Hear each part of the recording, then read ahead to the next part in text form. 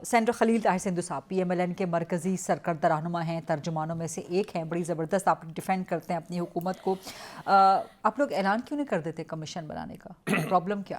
اور اب جو ڈیڈ لائن دے دی ہے اس کو میٹ کریں گے پی ٹی آئی کی طرف؟ جی بہت شکریہ. آپ نے چونکہ حکم دے دیا کہ وہ پرانی بات نہ کریں، لیکن جس سے ایک بات ضرور کہوں گا ود یور کائنڈ پرمیشن کہ جس طرح بانی سے ملاقات کا وقت تھا، دن تھا، اس دن ان کی پوری فیملی میں سے نہ کو وکلا میں سے کوئی ان کو ملنے نہیں گیا تھا. نمبر 1. چلو چھوڑ دے، یہ ضمناً بات ہے. کبھی بھی مذاکرات اور محبت میں ہمیشہ کہتا ہوں یہ شرطوں پہ نہیں ہوتے. اور جس طرح سے یہ کہہ رہے ہیں میرے لیے بہت محترم ہے، میرے سینئر ہیں، ایڈوکیٹ جنرل ہمارے رہے ہیں. I have a lot of respect for him.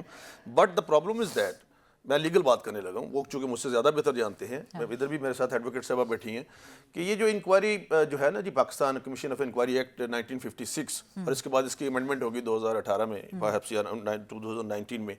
آج تک جب کورٹ کسی چیز کی کوگنیزنس لے لیتی ہے، یہ میں ایز اے لائر بات کر رہا ہوں، ناٹ پارٹی، میں مذاکراتی عمل پہ کسی طریقے سے اثر انداز نہیں ہونا چاہتا. اللہ کرے کوئی نہ کوئی اس کا حل نکل آئے.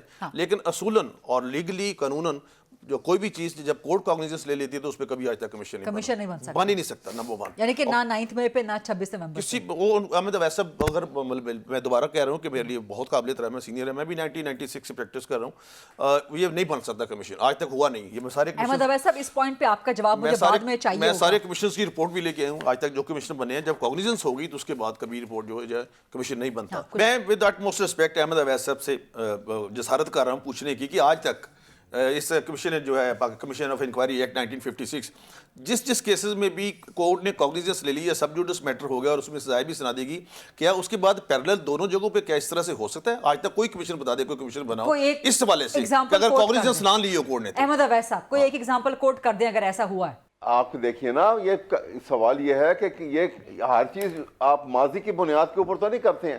اچھا آپ نئی پریسیڈنٹ بھی تو سیٹ ہوتی ہے. یہ پروپوزیشن سامنے نہیں آئی، یہ تو بات کئی مہینوں سے چل رہی ہے، جب سے یہ واقعہ ہوا ہے، جب سے کمیشن کا شور مچا ہوا ہے. اگر اب بنا رہے ہیں تو بنا لیں گے. اس میں یہ قباحت تو کوئی نہیں ہے، کوئی ایسی قانونی بندش نہیں ہے، کوئی ان کے پاس رکاوٹ نہیں ہے. ایکٹ ہے نا، کوئی ایک لیگل بتا دیں، سیکشن بتا دیں کہ بن سکتا ہے. لوگ جو ہیں ابھی تو جیل میں ہیں جن کا ٹرائل بھی شروع نہیں ہوا ابھی تک.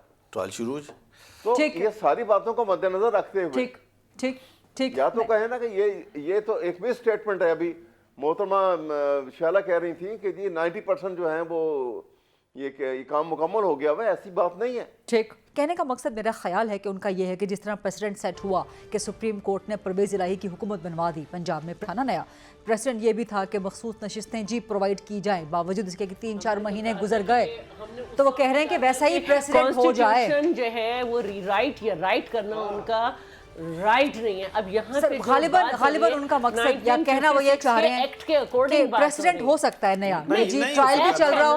ایکٹ ہے. اور یہ دیکھیے جب آپ کہہ رہی ہیں نا ریزرو سیٹس کی بات، سلمان اکرم راجہ صاحب نے سپریم کورٹ میں کہا ہے کہ یہ ہماری سیٹیں نہیں بنتی. یہ ججمنٹ ہے، سب کے سامنے، جی سب کے سامنے آپ کے